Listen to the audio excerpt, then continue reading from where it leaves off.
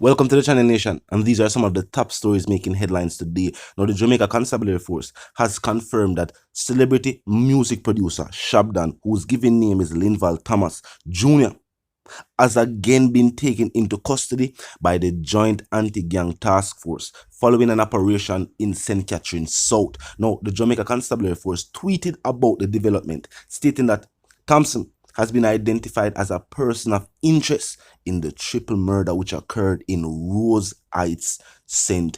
James. Now, if you remember, that was a mass shooting at a birth night event. One individual died immediately and other individuals succumbed to their injuries. Now, nation, this is definitely a major development in the story of ShabDon. First, it was the possession and the bribery. Now, they are trying to connect him to a triple murder in St. James. Me and me couldn't hear from the police, and then we'll continue the reasoning, nation. Look and listen.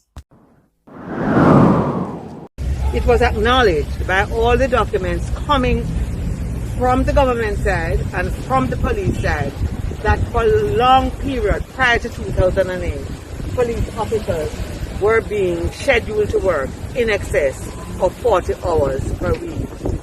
So the 2008 agreement was really an acknowledgement that this had been so, that this had been continuing for a while, and that fairness and the law required that this be addressed. Unfortunately, what was said is that there needed to be put in place a system for accurately capturing the hours worked.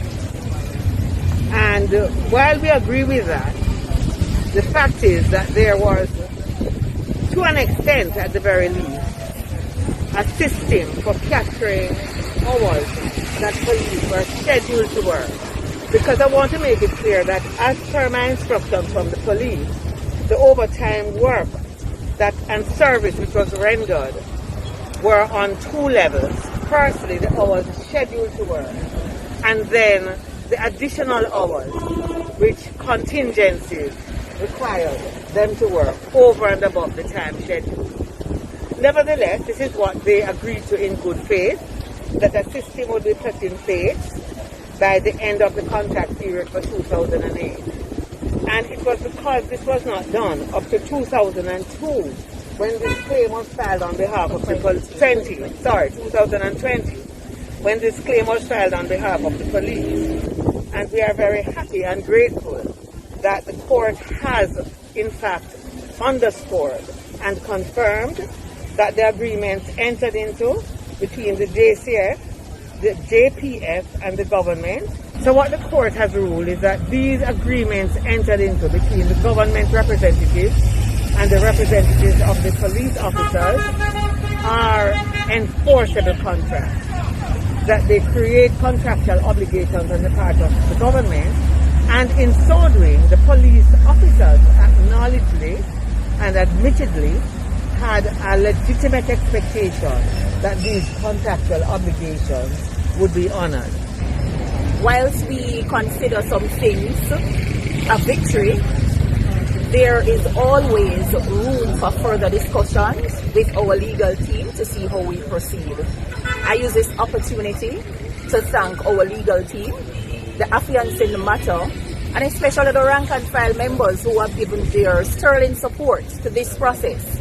And just to say to the powers that be, that when the men and women of the Jamaica Constabulary Force have sacrificed so much blood, sweat and tears just to ensure that the citizens of Jamaica remain safe and reassured at all times, I believe the honorable thing to do is to honor that commitment and make that commensurate with the service offered. Yes, nation. And now, the Ministry of Security has confirmed that incidents we are seeing taking place in rural Jamaica, sections such as Area 1, which would comprise of St. James, Trinali, Westmoreland, Hanover, places like this. They're saying that the increase and the spike we have seen in violence, shootings, and of course, serious criminal activity is because criminal organizations are fighting to take over the more than $1 billion US. I'm going to repeat that again. $1 billion US fraudulent funds flowing into these sections of the country. Now, basically, what the government is stating is that on a regular basis, over $1 billion US is flowing into rural Jamaica. And these individuals are so small-minded that even getting a slice of the pie does not seem to be enough for these criminal organizations. They not just want a slice of the pie. These individuals want the whole pie itself. And it results in a bloodshed. That has shown the mindset of certain people. Even with money. Remember, majority of our issues on the island were started because of poverty, lack of jobs, lack of job opportunities, lack of education, things of that nature. Now, even in rural Jamaica, we are individuals who were never engaged in high-level violent crime. As soon as the money reach, as soon as the house them build up, as soon as the car them buy, the next thing is almost like individuals start to arm themselves.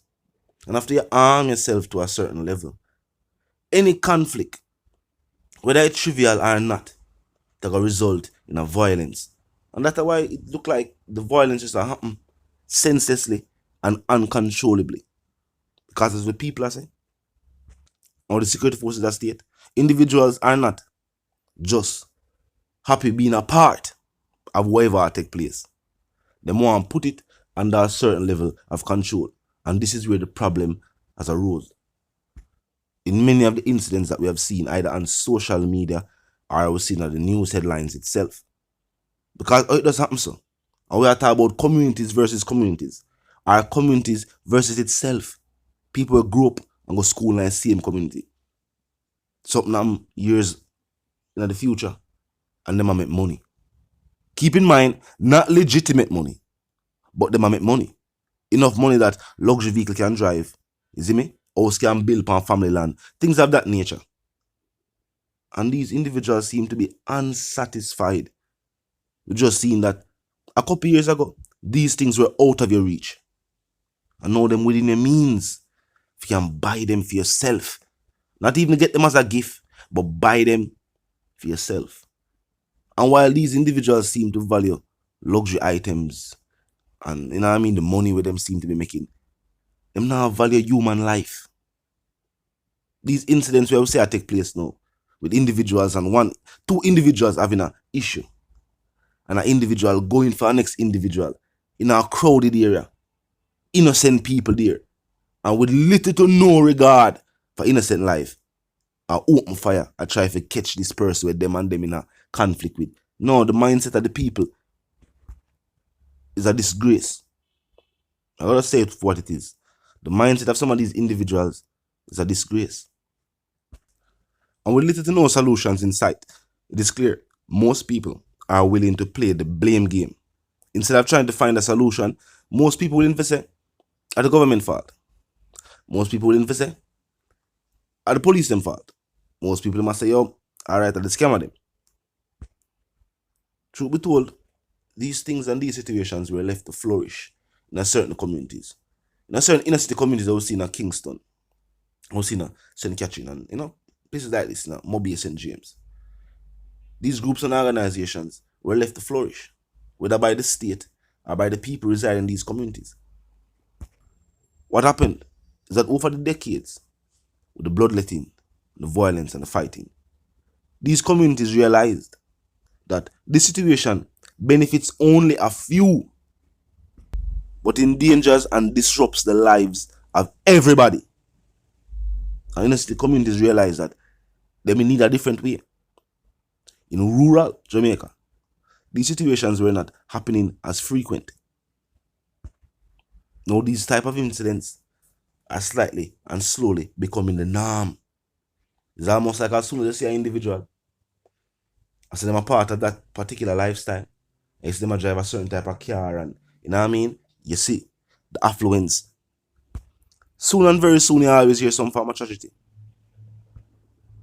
We always see it on social media or the news. But talk to me in the comment section. You know the sentiments of those who don't. Well, I remind them to click the subscribe icon, then the bell icon. And this is how you will be notified of all fresh content as soon as fresh content is uploaded and made available for you right here on the platform. The like icon is also in close proximity to the share icon. Drop a like and bust a share. Tell a friend, tell them sister and them brother them for check out the channel, check out the reasoning, and join the discussion. Quick recap. Celebrity music producer ShabDon has again been arrested and is now being questioned for the incident that took place in Rose Heights. The police federation won their case but is unsatisfied. Chang has stated that what is taking place in rural St. James, rural Jamaica overall, is because of individuals trying to take over the fraudulent game of dialing that is bringing in over $1 billion US annually. Talk to me.